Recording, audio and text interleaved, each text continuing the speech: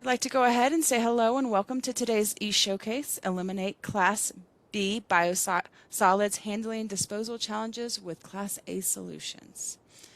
I'd also like to thank Veolia for sponsoring today's event.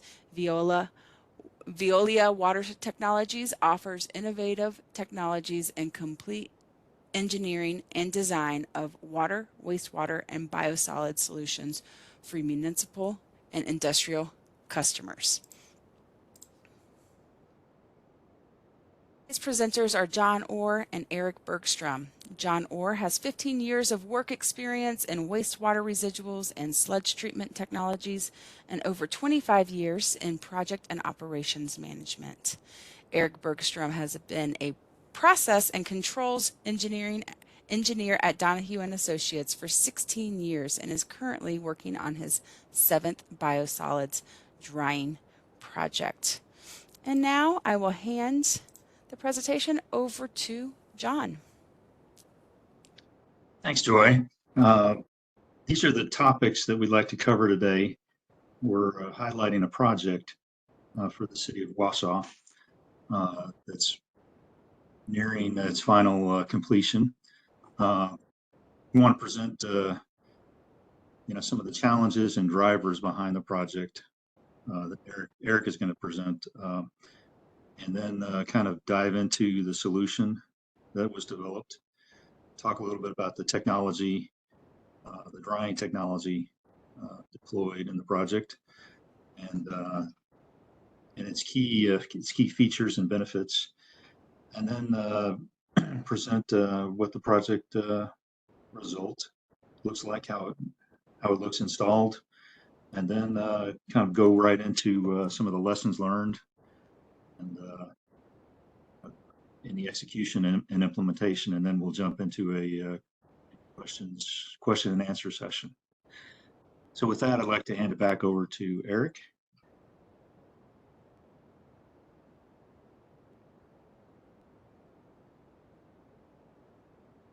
There we go. Thanks, John. So I'll talk a little bit about project background here first.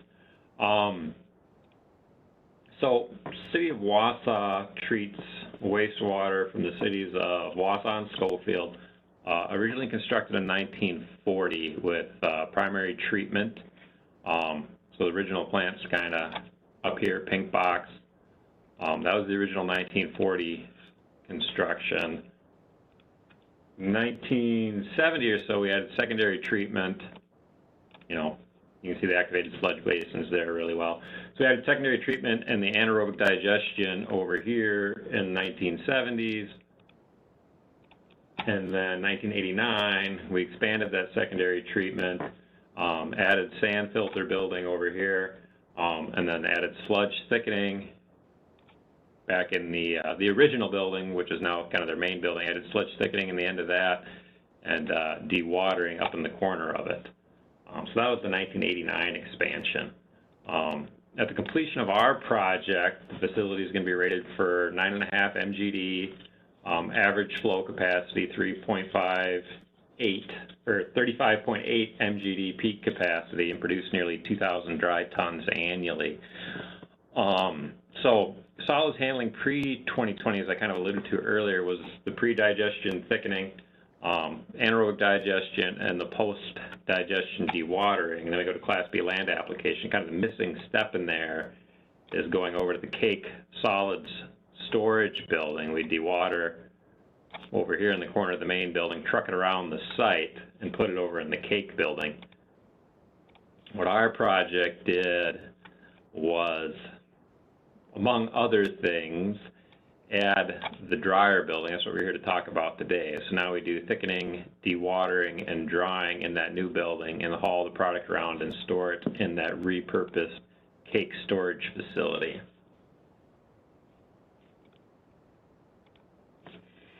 So getting into the project, challenges included the aging infrastructure, lack of capacity in some unit processes. We've got the little bar chart there for it. Compliance concerns with phosphorus. Wisconsin is one of the states with a low-level phosphorus limit, so phosphorus was a big problem, but we're going to talk about the biosolids end of things. And then obviously here looking at the bar chart, cake cake storage capacity was a real problem on the solids end of things. There were also some shortcomings with thickening and dewatering as well. You'll note the asterisk there on sludge thickening being inadequate firm capacity. And what that means in real world terms is they had 1 GBT, and if it went down, there was problems.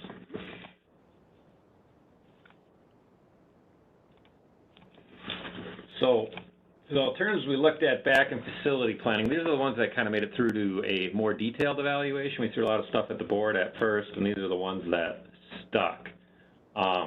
So option 1, to paraphrase, is basically sludge drying to produce a Class A product. We'd improve that thickening because, you know, they're short anyway. Improve dewatering because it's a little under capacity. Add the drying facility, produce a Class A product.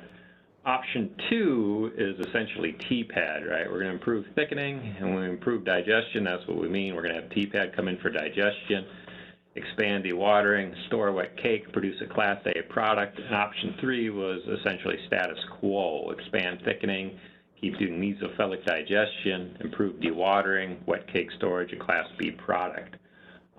At the end of the day, what really drove everything toward the dryer is that wet cake storage. Remember how far behind they were in that cake storage capacity? The thinking was that why continue to make and store more wet cake if we can't get rid of the product we're already making? So that's what really tipped the scales toward the drying end, is the volume reduction that could be achieved with the sludge dryer.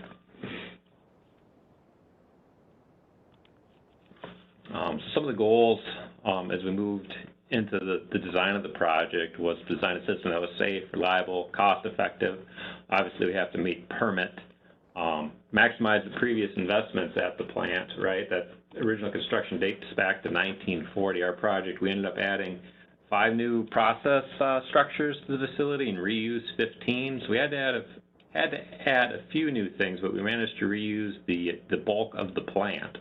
And that helps maximize the use of that existing infrastructure. So John, if you want to talk about the Veolia dryer in some more detail.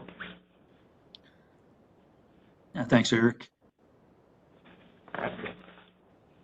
Yeah, these are some slides about starting with the design criteria that we have in the design of our thermal dryers at Veolia.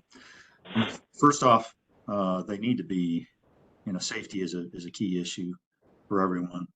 The dryer has to be able to operate in a safe manner so that while operators are running it, it can be accessed, and that safety issues aren't created. Dryers are known for, in some cases,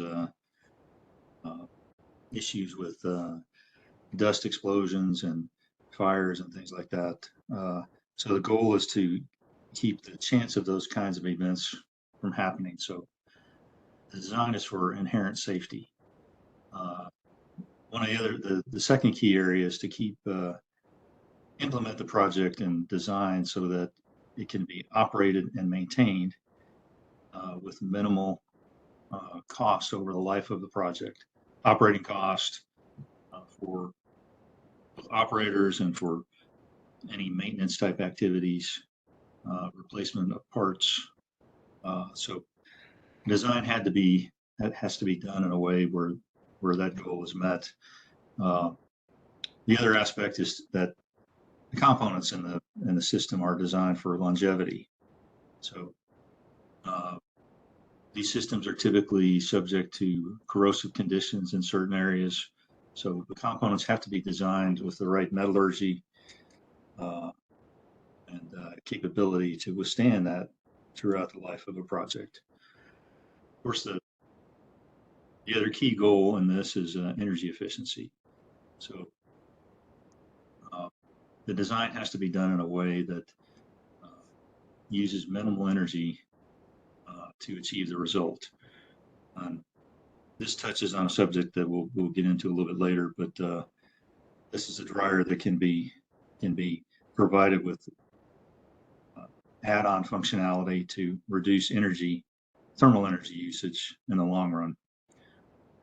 The other aspect of the design criteria we have is But it needs to be done with proven components that have been done in multiple installations with years and years and decades of life in service. So this is a high, overview of the dryer itself. We're bringing the dewatered cake. In this case, it's about 18% solids on average, feeding it into the top of the dryer through an array of depositors, which extrude a tube of material on top of a belt. The belt runs throughout the length of the dryer. It's fed on one end and reaches a level of dryness of about 50 to 55% dry substance, and then it falls onto a second belt where the final drying occurs, bringing it up to 90% solids and higher. One thing to note: the temperatures are higher in this first portion of the dryer to drive off, the majority of the water faster, and then in the final stages, as the product is getting hotter and hotter, the temperature is moderated. This is an indirect dryer, so that all of the heating is done indirectly. We have a thermal oil system that's heated with natural gas. That oil, that heated oil, flows into heat exchangers, which the drying air is passed through. It's recirculated through a fan and pushed through the coil to achieve the temperature that's needed. And then that air is pushed essentially in a serpentine pattern up and down through this belt, and then it's recirculated.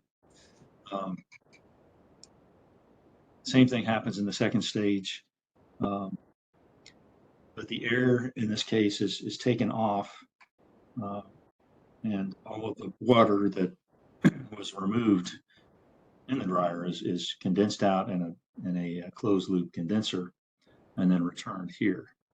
So it's a very simple operation, very, very safe, and it runs under conditions that are very, very gentle, so that dusts aren't created. Later on, you can access a video to see how the dryer works through a YouTube link here. Some of the features of the system are that it's very robust. Historically, dryers have typically developed problems in feeding systems. We'll see in just a minute how the feed system is very robust. It's a multi-point feeding mechanism through an array of depositors. These extra depositors serve as are redundant to each other, so that if there's a problem or a blockage in any one of those, the other ones can continue to operate. The cloggage can be cleared from that one, and the dryer can be operated without interruption. It's a proven solution for some of the most difficult to dry sludges, undigested sludges. Over half of our installations here in the U.S. are working on undigested sludges. As I mentioned, inherent designed for longevity. So many of the contact parts are in stainless alloy. Inherent safety. As we'll see in just a minute, the dust levels in this dryer are extremely low. And because of the way these features combine, this dryer is highly automated. The startup can be accomplished with a single push button on a control screen. The dryer is brought up to full operation temperature and started without operator intervention. And in the same way, if an issue develops, the dryer will shut itself down. So it's kind of ideally set up so that it can be left to run on its own during evening and graveyard shifts, or even on weekends. As I mentioned, the drying air is completely recycled.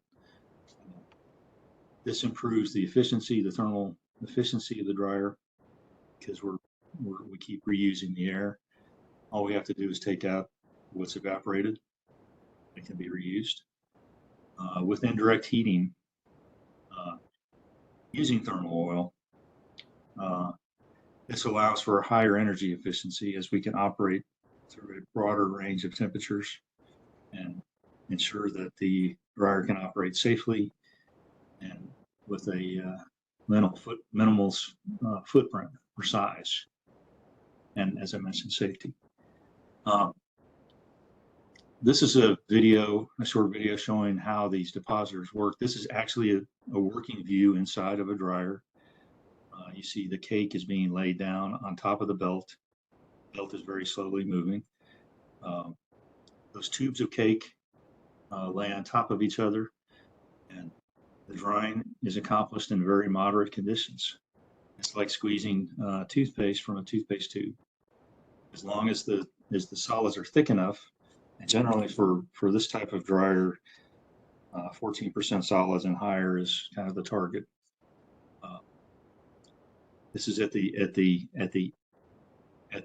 feed stage of the dryer, and then the belt traverses, moves the cake down to the end of the top belt continually.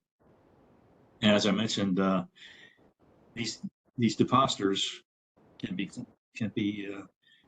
taken out of surface and cleaned on the fly. You simply valve off through quick connections through hoses that are connected to top. We'll see that in just a minute. The whole assembly is taken out, and there's a cleaning station provided. Normally, cleaning is done just in a matter of minutes. It's a very simple operation. You run water through the assembly, and if you need to replace a nozzle, very easily done. The dryer is operating all during this time. I mentioned the stainless parts. One of the key areas that's susceptible to damage in many systems is the belt. This belt is very robust. It's a stainless belt. It will last the life of a dryer. Once the dryer is installed and the tensioning is set up correctly on the dryer, there really is nothing to do other than to check the tensioning on the belts from time to time. Okay, let's get into some of the things that we learned in implementing this project.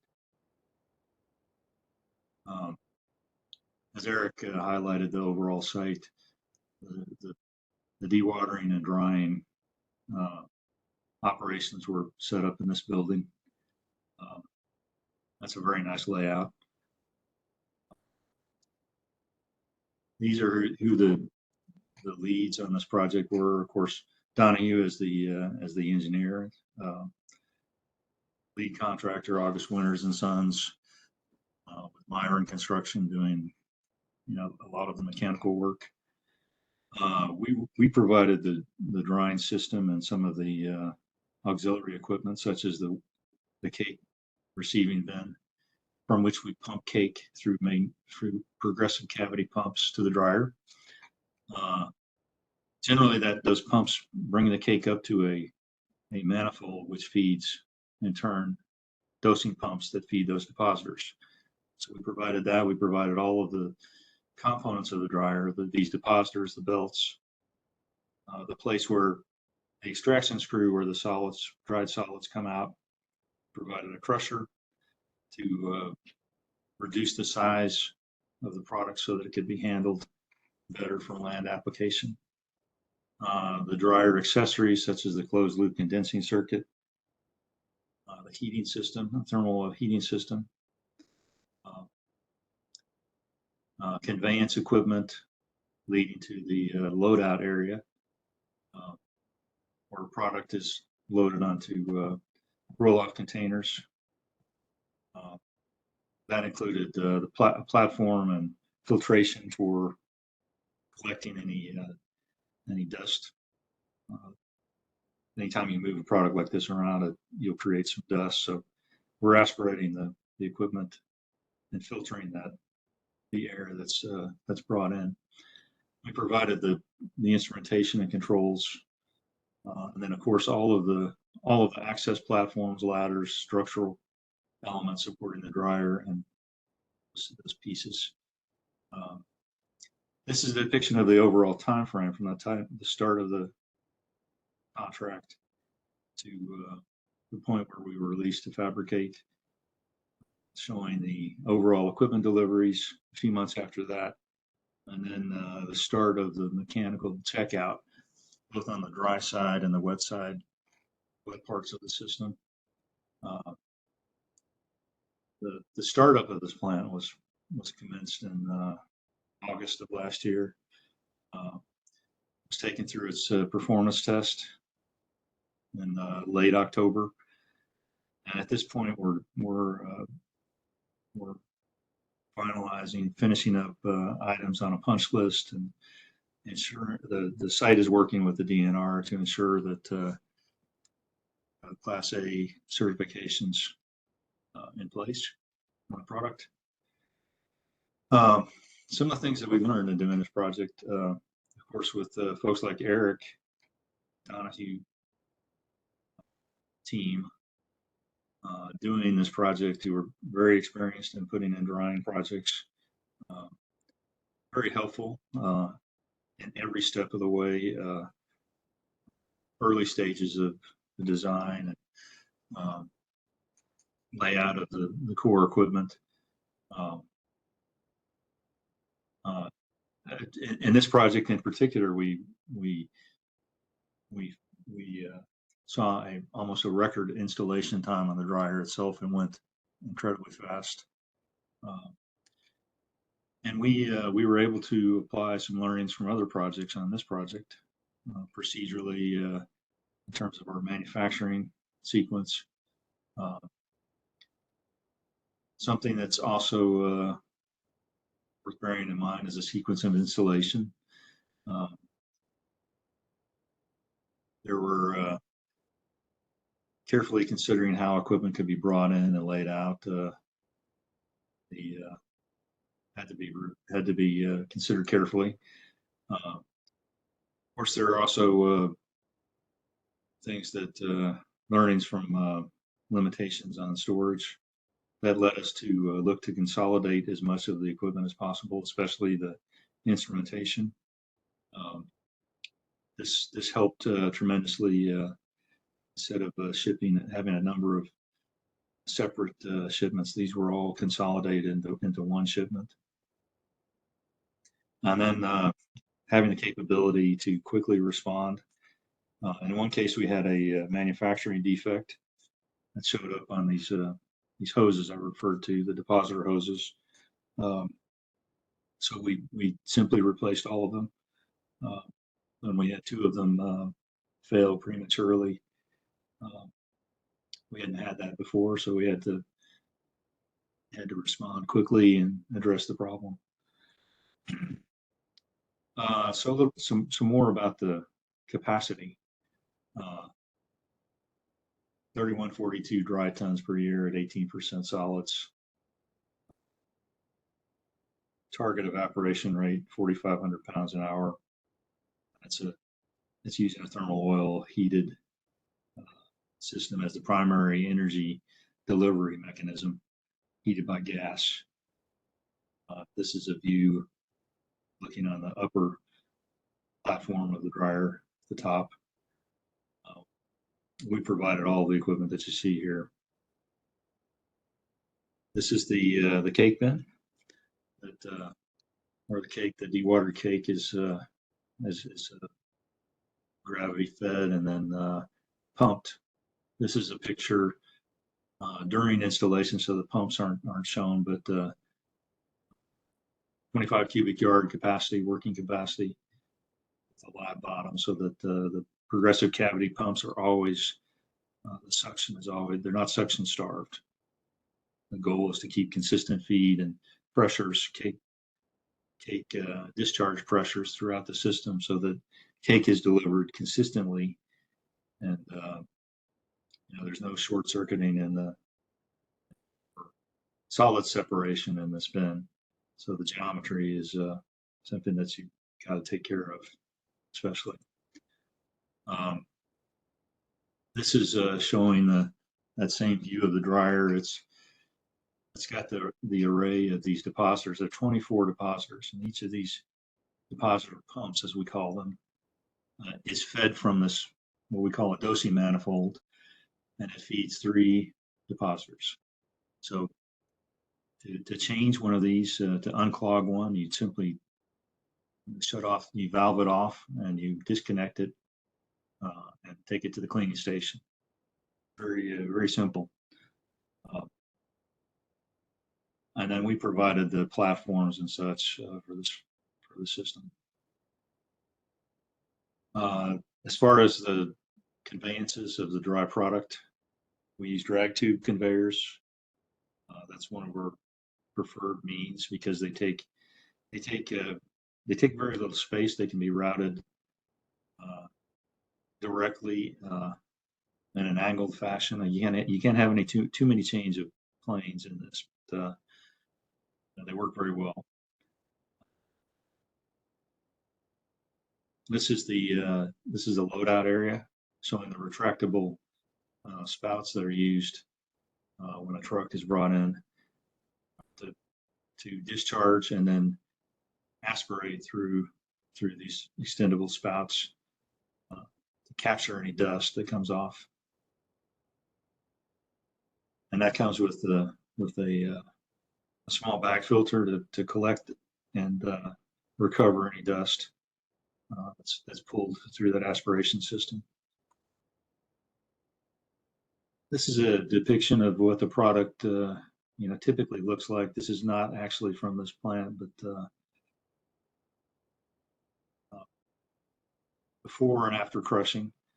Crushing reduces the size to a nice, very easily handled solid. And this is a shot from early January of their cake storage barn where they used to store their Class B cake. So that's the product handles very well, very low dust, and kind of wraps things up in terms of. Oh, I have one more slide. Sorry. So just to kind of summarize some of the overall features of projects like these and with this technology, that's a proven Class A performer. We've got we're now on our 11th project in the U.S. We've done projects all over the world. We've got 65 dryers installed worldwide. As I mentioned, safety is a key emphasis for us. That's why we're using this style of dryer, which has been implemented very successfully and safely in many locations. And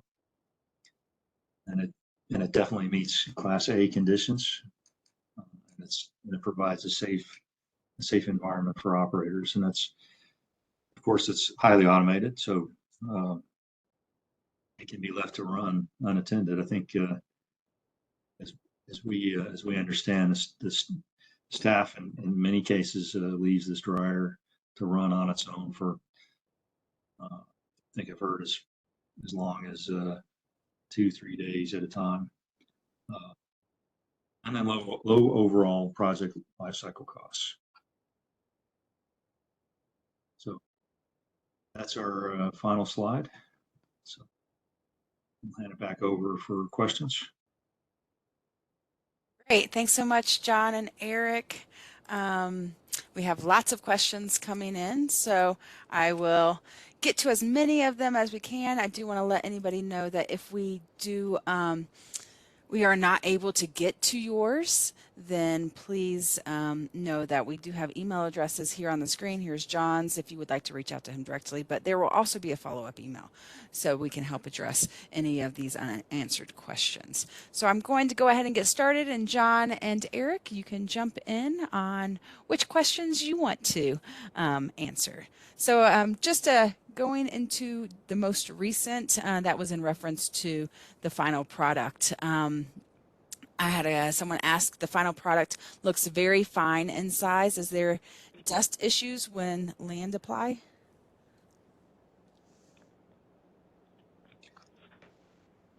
Anytime you move yep. this, Go ahead, John.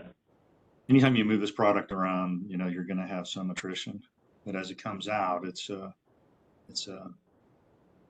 dust free. Dust free means generally less than 3% after by weight of the crushing step. So Eric, you were going to add something to this, or? Yeah, well, kind of expanding on your point, John, I would say every time you handle a dry product like this, you're going to create some dust. I would not say that it is problematic. We anticipated there being some dust creation. That's the downside of storing it in a cake barn like we did, right? We're going to haul it over there, we're going to dump it, then we're going to pick it up and load it back on a truck. So every time we handle it like that, we do create dust. It has not been problematic thus far, though. Thank you so much. And I will go back towards the top here a little bit. With PFA's regulations on the horizon, how does your system handle that? So I'd be happy to address that one. Because the system is done in a way where using thermal oil as the primary heating media, we have a feature that we can add on to this drying technology. It's called ERS. It's been around since 1995, and ERS stands for Energy Recovery System. Its primary purpose was to recover energy by taking and combusting those dried solids coming off the process. And that temperature, it's done with a small combustor, a small sliding step grate furnace. And we can operate that furnace at a temperature range where we can get a maximum decomposition of PFAS compounds.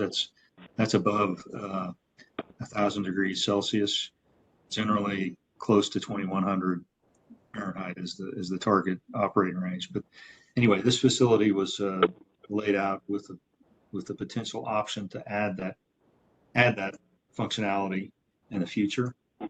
So it's all possible because we use thermal oil. That's the media that we recover heat off the back end of that process and return it for use in the drying stage.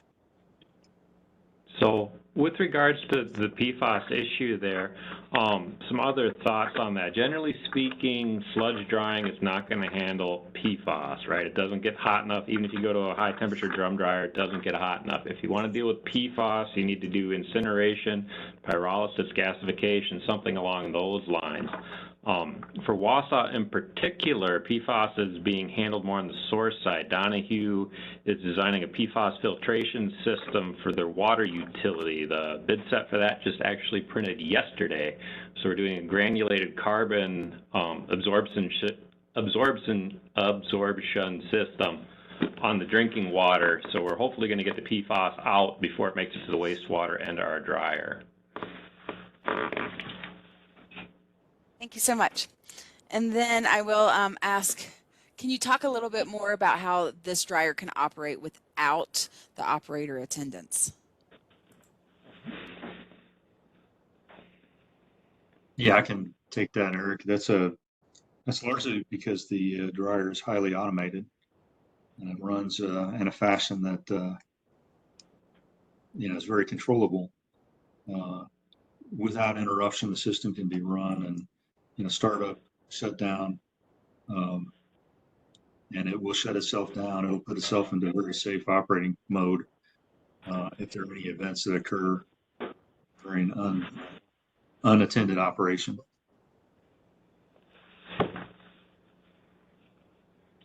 Thank you.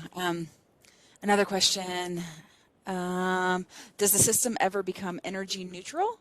For example, energy in equals energy recovered. Yeah, I could touch on that. You know, as Eric mentioned, this is simply as a dryer, operating as a dryer. The whole, purpose to get into an energy neutral condition, you've got to look at, recovering energy from somewhere.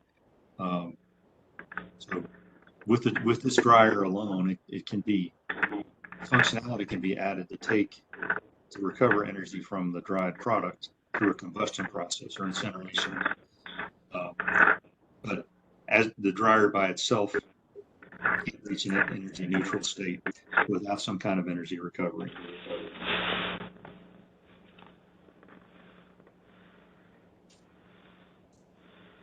And someone had asked, what is discharge pressure of PC pumps typically? The cake pumps from the pumping up from the cake bin that we looked at generally are normally running 90 to 120 pounds, but they're capable of running much higher, if need be. But that's a normal kind of design pressure. System design is 350 psi. Yeah. And then what sensors and safety features will shut the dryer down?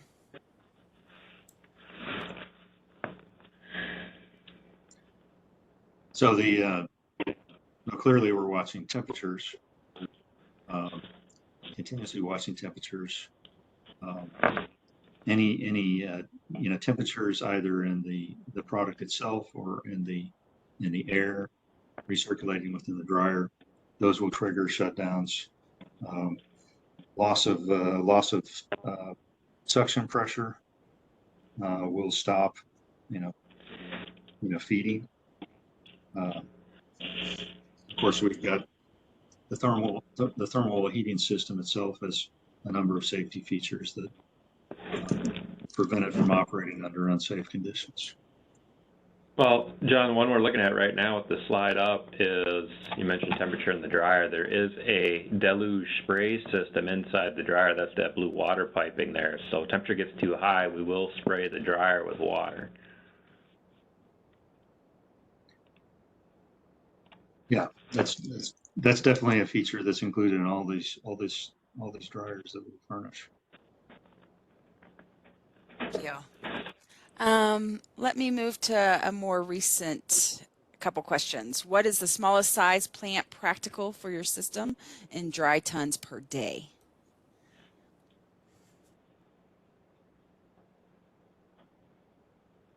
I'll say that corresponds to on the order of about 5 mgd, which translates to about typically 5 to 7 dry tons a day, kind of in that range. I had a couple people refer to this question that was asked. What is the residence time in the dryer? Yeah, from start to finish, the typical residence time is about 90 minutes for the solids throughout.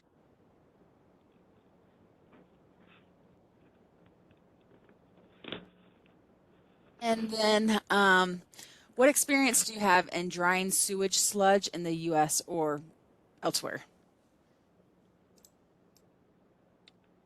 So yeah, Veolia as a company here in the U.S., we've got 11 projects that have been completed or are in the final stages of execution now. This is 13 dryers in total, and then worldwide we've got 65 dryers installed, dating back to 1995.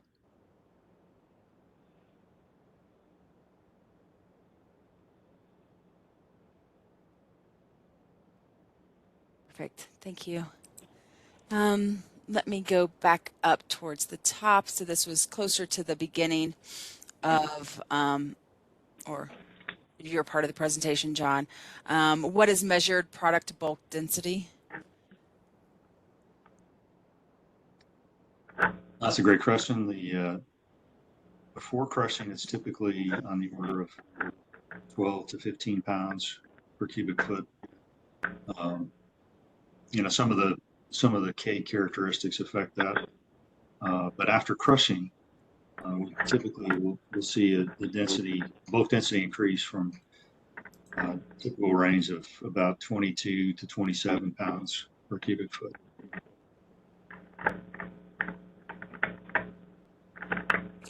And then this goes back to referencing about the temperature, but how hot does your process building get in the summertime? Do you need AC in the building?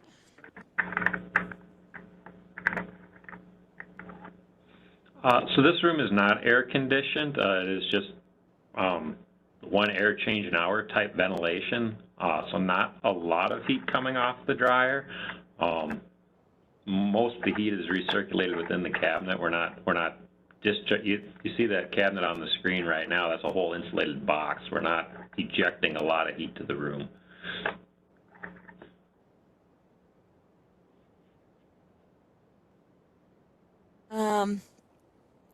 Is the feed sludge Class B prior to the final product?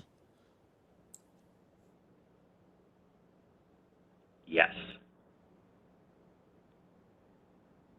Thank you. And then let's go back towards the top. What percentage by mass is removed as dust with product loadout and dust filtration, and what particle is defined or measured as such? Less than 0.5 millimeter. That was the example.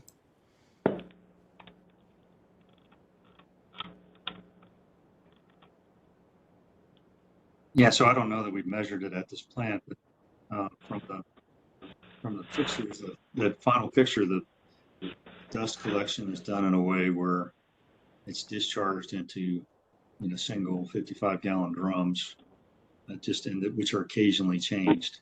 So depending on how the sludge behaves, it's generally going to be by mass under typically 2 to 3% below what at that threshold that one would consider it to be a dust. So I don't know if that answers the question very well, but by mass, it's generally under 3%. Thank you. And then I think we have time for just one more question. So before we get wrapped up here, but how do systems using thermal oil for heating compare to those using steam or hot water for heating? Well, there's a lot that could be said about that question. Thermal oil is known for being an efficient way to heat systems, and it's been used in many places. It's a safe way of heating. In this application, we're heating indirectly, and it's operated under conditions where it will not immediately vaporize if there's a leak, and it's well below its flash point. So flash point meaning the temperature at which it would catch on fire. It's well below that condition. So from that point of view, there's an inherent safety. Also because the temperatures can be controlled safely, and there's a flexibility to running at a wider temperature range. You have more flexibility in the way thermal oil system can be operated. It doesn't generally require a licensed operator to operate. Some hot water and steam systems, just depending on the location. Some states require that a licensed stationary engineer operate those. So here's some advantages. Also, in this case, it allows for pretty nice level of automation. You don't have to worry about water treatment. The oil is initially charged into the system and runs for years. And you send out you'll take a sample of it every year, and the oil supplier will check the condition of the oil. Most systems you never have to do any replacement of oil. You just add additional oil from time to time. Couple other thoughts on that, John. So when you talk about thermal oil versus hot water, say, or steam for it, this is always something to talk about with clients about when we start talking about dryer projects with them. Their preferred heating medium. So you got a few options there. On the water side, you got low temperature water, kind of your conventional plant heating water loop, 180 degrees Fahrenheit, say, top end, 180, 160 degree loop. Right. Problem with that is the relatively low temperature. So if you're going to run a dryer off it, it ends up being a very large dryer. You don't have that driving force to push heat into the sludge. You can step it up to a medium temperature water system. That'll start getting you up into temperatures that are comparable to thermal fluid, 200s, 300 degrees. But you have to pressurize that system. You're operating above the boiling point of water, so you have to charge it to, say, 50, 75 psi to avoid that phase change, right? Then the risk is if you were to have a leak in the piping, it's going to flash the steam on you, and a lot of folks are uncomfortable with that thought. Same goes for steam, too. A lot of wastewater plants are not used to dealing with steam, and there's safety concerns with that as well for a lot of folks. Thanks for adding that in. We are at time, so I do want to take just a moment to thank both you, John, and Eric, for a great presentation. I'd also like to thank Veolia Water Technologies for sponsoring today's event.